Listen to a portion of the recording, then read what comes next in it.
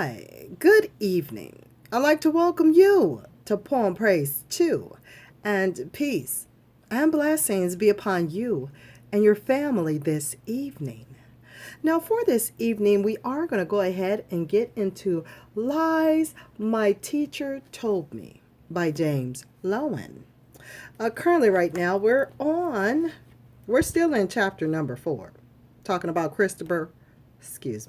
talking about Christopher Columbus, 1493, the true importance of Christopher Columbus for this section. Now, for this is take number 11. So without further ado, I'm not going to hold you too long, about 10, 15 minutes at the most for this read. We're going to go ahead and get into take number 11, which reads as such, y'all. In the words of Hans Coing, there now began a reign of terror in Hispaniola. Spaniards hunted American Indians for sport and murdered them for dog food.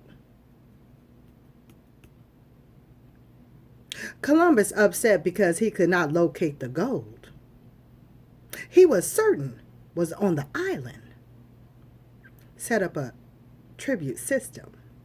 Ferdinand Columbus described how it worked. The Indians all promised to pay tribute to the Catholic sovereigns every 3 months. Oh, on a quarterly basis? That's not in the book, but I'm just telling y'all, every 3 months, 3 times 4 is 12, right? Okay. As follows.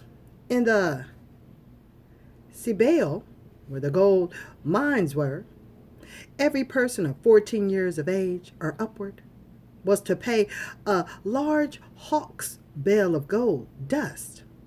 All others were to pay 25 pounds of cotton. Whenever an Indian delivered his tribute, he was to receive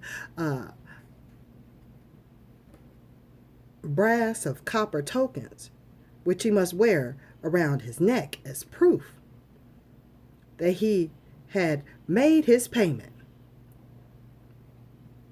So they had to have an external visual that you made your payment.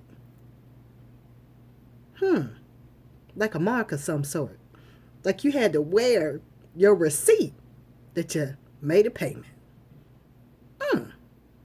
Interesting. Any Indian found without such a token was to be punished.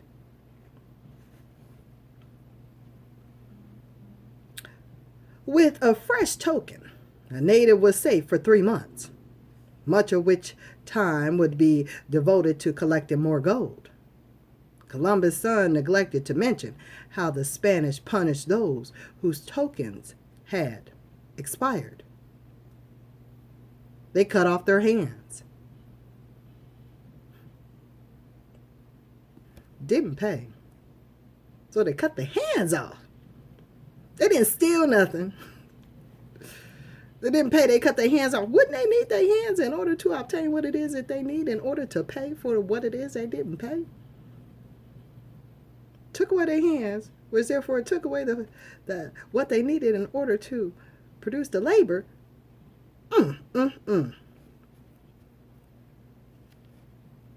So made a hindrance to the labor in order for payment purposes. Don't that sound interesting, what I just said? I'm going to just let you ponder, maybe hit rewind, hit play again, chew on it a little bit, and think about what I just said. For real, for real, for real. Let's go and get back in the book. They dropping some deep ones. And I ain't even read to you for 5 minutes yet. But okay, I'm going to keep on reading, y'all. Let's get back into the book. All of these gruesome facts are available in primary source material, letters by Columbus and by other members of his expedition, and in their work of Las Casas, the first historian of the Americas, who relied on primary materials and helped preserve them. I've quoted a few primary sources in this chapter. Most textbooks make no use of primary sources. A few incorporate brief extracts that have been carefully selected or edited to reveal nothing unseemly about the great navigator. American Journal, for example, quotes the passage I include above about the Arawaks being handsome, but stops at that point. Nothing about Columbus could conquer them. With 50 men and govern them as I pleased. The tribute the tribute system eventually broke down because where it demanded was impossible to replace it. Columbus installed the acromediate. I'm going to spell it for you, and it's in italics. Okay, ENCOMIENDA system, in which he granted or commended entire Indian villages to individual colonists or groups of colonists, since it was not called slavery. This forced labor system escaped the moral censure that slavery received. Following Columbus' example, Spain made the encomienda system official policy on Haiti in 1502. Other conquistadors, CONQUISTADORS, subsequently introduced it to Mexico, Peru, and Florida. The tribute and encomienda system caused incredible depopulation. On Haiti, the colonists made the Arawaks mine gold for them, raise Spanish food, and even carry them everywhere they went. They couldn't stand it. Pedro de Cordoba wrote in a letter to King Ferdinand in 1517, as a result of the sufferings and hard labor they endured, the Indians chose and have chosen suicide. Occasionally, 100 have committed mass suicide. The women, exhausted by labor, have shunned conception and childbirth. Many, when pregnant, have taken something to abort and have aborted. Others, after delivery, have killed their children with their own hands. So as not to leave them in such oppressive slavery.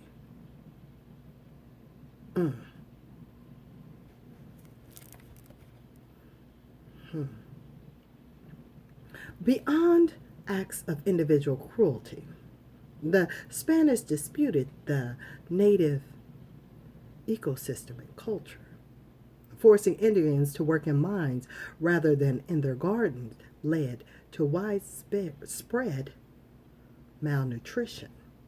The institution of rabbits and livestock caused further ecological disaster. Disease new to the Americas played a huge role, including swine flu, probably carried by pigs, that Columbus brought to Haiti on his second voyage in 1493. Let me reiterate that just one more time. Disease new to the Americas played a huge role, including swine flu, probably carried by pigs, that Columbus brought to Haiti on his second voyage in 1493. Some of the Arawaks tried fleeing to Cuba, but the Spaniards soon followed them there. Estimates of Haiti pre-Columbian population range as high as 8 million people. When Christopher Columbus returned to Spain, he left his brother Bartholomew in charge of the island. Bartholomew took a census of Indian adults in 1496, and came up with 1.1 million. The Spanish did not count children under 14 and could not count Arawaks who had escaped in the mountains. Kirkpatrick Sale estimates that a more accurate total would probably be in the neighborhood of 3 million by 1516. According to Benjamin Keene, thanks to the sinister Indian slave trade and labor politics initiated by Columbus, only some 12,000 remained. Las Casas tells us that fewer than 200 full-blooded Haitian Indians were alive in 1542. By 1555, they were all gone.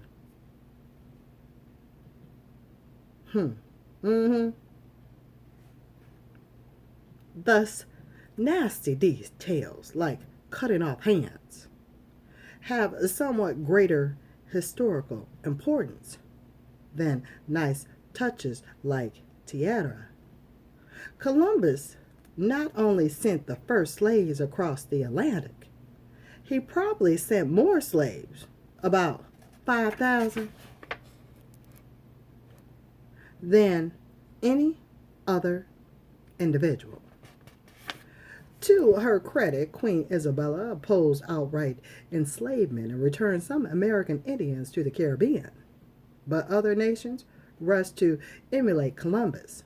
In 1501, the Portuguese began to depopulate Labrador, transporting the now extinct Beothuk Indians to Europe and Cape Verde as slaves.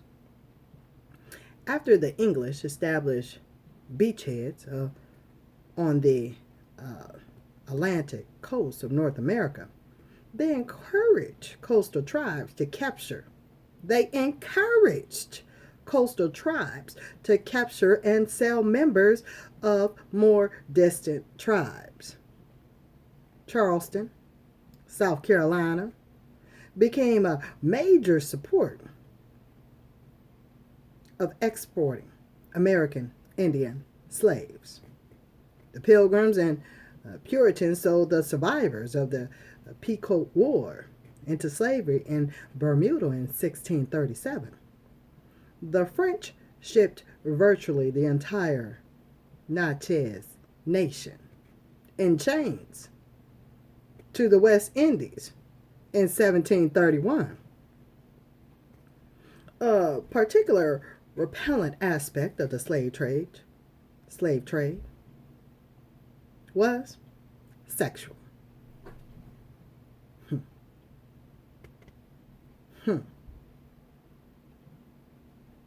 As soon as the 1493 expedition got to the Caribbean, before it even reached Haiti, Columbus was rewarding his lieutenants with native women to rape. I'm going to end this take right there. That was take 11. That was a lot to take in on take 11. Oh, yeah, it was. My. And then for our next take, and take number 12, I am going to basically, there's a picture right there. And I didn't read what was under the picture, but we definitely will read what's under the picture in take number 12. So I do thank you for certainly coming in, stepping into the room here, listening to take number 11 here on Poem Praise 2. So I want for you to be well, to take care, to be blessed, and it be at thy will. I'll talk with you soon for take number 12 of Lies My Teacher Told Me here on Poem Praise 2. But until then, Till next time. All right. Later, y'all.